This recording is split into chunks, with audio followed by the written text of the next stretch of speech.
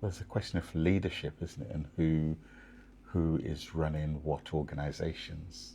And in terms of major funding organisations, there are no global majority leaders, are there, in the city? I was one at Pegasus, and it was interesting being often the only one in a room that's running a well-funded organisation.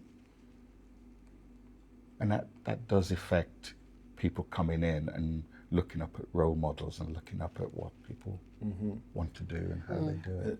And actually the opportunities that are available, again, because like when I first started my business, Urban Music Foundation, and kind of using the skills that I taught myself in lyric writing and poetry, and I wanted to kind of offer that to youth groups and community spaces. And Pegasus was the first contract I got. I'd say, you know, me and my friend that I started the business with, we spent weeks of literally just sat at the computer sending out emails to different cultural organisations. But the first one to come back was Pegasus, and when Euton was involved, and that was kind of offered me a really solid foundation to kind of build my career on. And it's just interesting to observe that like that was the only global majority-led, particularly well-funded organisation in the city at the time, and that was the only one that kind of came straight out and offered us a long-term contract to kind of deliver sessions. So yeah, I think, you know, just that story kind of tells us a little bit about how these systems play out and kind of how we've got to where we are now. Before it was the buzzword, it was necessary to diversify and to be more inclusive, and we wanted to. The reason we did it because we believed in it, and the work that you did was good, and we just felt that we need to have other ways in which young people could express themselves in the arts than the traditional ways that was around at the time. And I also think there's a need for the institutions to go out and look for talented people, because certainly for me, going to art school was never even an option that was discussed or on the table when I was a school-age person. You know, it was my dad's dream was that we would all do maths at Cambridge. But it was also, you know, like he changed our surname to something a bit less Indian sounding because he rightly thought, you know, we wouldn't get interviews for jobs and things like that. So the whole, right back then, the whole of his thinking was, how can we navigate our way through prejudice and disadvantage to have reasonable incomes or whatever. And so arts, music, all of that might have been what they now call enriching, but they weren't to be pursued as you know, as a main focus or even as an aspirational part of life to, you know, to be able to develop those interests sort of beyond a certain level.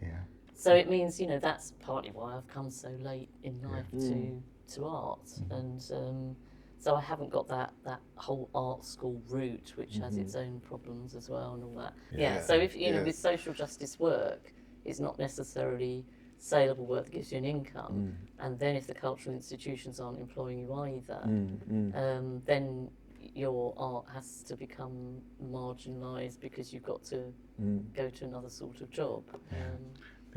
We're much older than you, so we talk more different. Not that much. But my experience was very similar to yours. My parents didn't want me to go into the arts and to go to drama school because it wasn't seemed to be a career.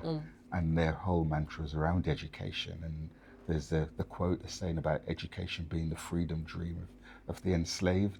And even before, was it the Labour Party, and was it Blair with education.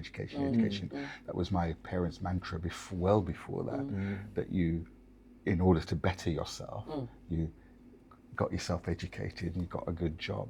But having persuaded them on the basis to let me go to drama school, that if within 2 years of leaving drama school I wasn't earning proper money, I'd give it up and do something decent. That was the deal. That was the deal. Because it wasn't seen as a career to go into, it's something you did on the side because you enjoyed doing it. I mean, I never had, I was well into my 30s, I'd say, before I even kind of realised, or maybe, yeah, into my late 20s at least, before I realised that, like, oh, what I'm doing is art. Like, that wasn't even a concept to me. Like, it's just something that I did. And like, it was actually when I kind of started to work with, make an album with someone who'd been to university and studied art. And we started having conversations about how, yeah, this is art, what we're doing, you know. And that was when the cogs started to turn, and it was like, oh, okay. Because I thought, like, you have to go to university to be an artist, and you have to have a degree, and you have to know about how the Mona Lisa was painted and all of that kind of stuff, you know, to be an artist. And that was my perception. And I mean, let alone going into like university was never something that I ever even thought about, you know, because I knew, like, you know, my mum's in tens of thousands of pounds worth of debt, and what am I going to go to university and come home with a few more tens of thousands of pounds worth of debt? So that was like, you know, I left school without any GCSEs and kind of went into manual labour, working in warehouses and building sites and things like that.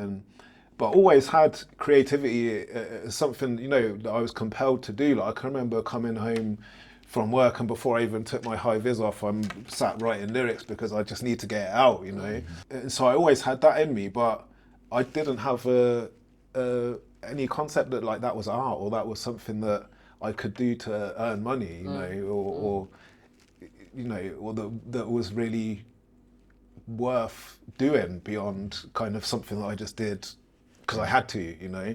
And that lived experience of people is often not taken into account by institutions or people employing people, because it's always down to qualification. But if you've never had the opportunity to go to university, or university is not the route for you, then doesn't mean that you're not experienced and not skilled and not knowledgeable. It's just a different way of that you've approached the world.